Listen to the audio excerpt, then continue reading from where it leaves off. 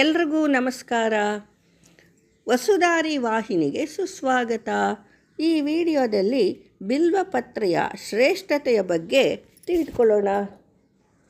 ಪತ್ರೆಗಳಲ್ಲಿ ಶ್ರೇಷ್ಠವಾದದ್ದು ಹಾಗೂ ಈಶ್ವರನಿಗೆ ಅತ್ಯಂತ ಪ್ರಿಯವಾದದ್ದು ಈ ಬಿಲ್ವಪತ್ರೆ. ಒಂದೊಂದು ಬಿಲ್ವಪತ್ರೆಯಲ್ಲೂ 3 ದಳಗಳಿವೆ. ಅದರ ಆಕಾರ ಈಶ್ವರನ ತ್ರಿಶೂಲದಂತೆಯೇ ಇದೆ. ಆದ್ದರಿಂದಲೇ ಈಶ್ವರನಿಗೆ ಪ್ರಿಯವಾದುದು ಇದು. ಇದರ 3 ದಳಗಳು ಈಶ್ವರನ 3 ಕಣ್ಣುಗಳನ್ನು ಪ್ರತಿನಿಧಿಸುತ್ತದೆ.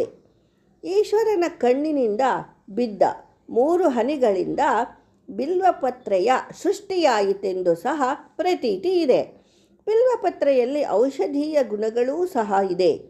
ಪ್ರತಿನಿತ್ಯ 1 ದಳ ತುಳಸಿ, ಬೇವು ಮತ್ತು 1 ಬಿಲ್ವಪತ್ರೆಯನ್ನು ಸೇವಿಸಿದರೆ ನಮ್ಮ ಶರೀರಕ್ಕೆ ಯಾವ ಕಾಯಿಲೆಗಳು ಬರದಂತೆ ಮಾಡಿ ನಮ್ಮನ್ನು ಕಾಪಾಡುತ್ತದೆ ಮತ್ತು ಆರೋಗ್ಯವಾಗಿರಬಹುದು.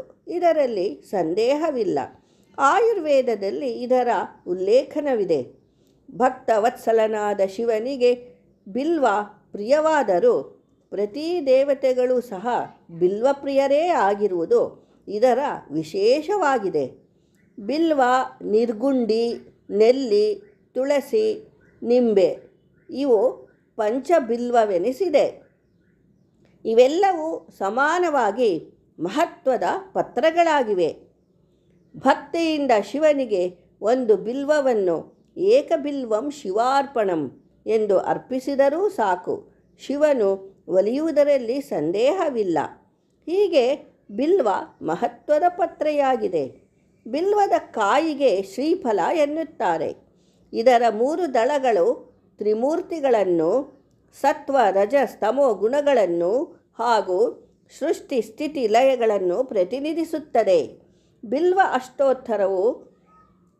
ಅಷ್ಟೋತ್ತರ ಸ್ತೋತ್ರವು ತುಂಬ ಮಹಿಮಾನ್ವಿತ ಹಾಗೂ ಶೀಘ್ರ ಫಲದಾಯಕವಾಗಿದೆ.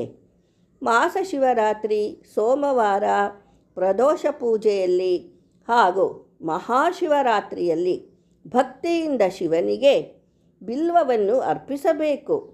ಇದರಿಂದ ಶಿವನು ಸಂತೋಷಗೊಂಡು ಭಕ್ತರ ಬಯಕೆಗಳನ್ನು ಈಡೇರಿಸುತ್ತಾನೆ. ಹೀಗೆ ಬಿಲ್ವಪತ್ರೆ ತುಂಬ ಶ್ರೇಷ್ಠವಾದದು. ಧನ್ಯವಾದಗಳು.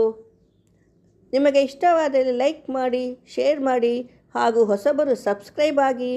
ಮತ್ತೊಮ್ಮೆ ಹೊಸ ವಿಚಾರದೊಡನೆ ಭೇಟಿಯಾಗೋಣ.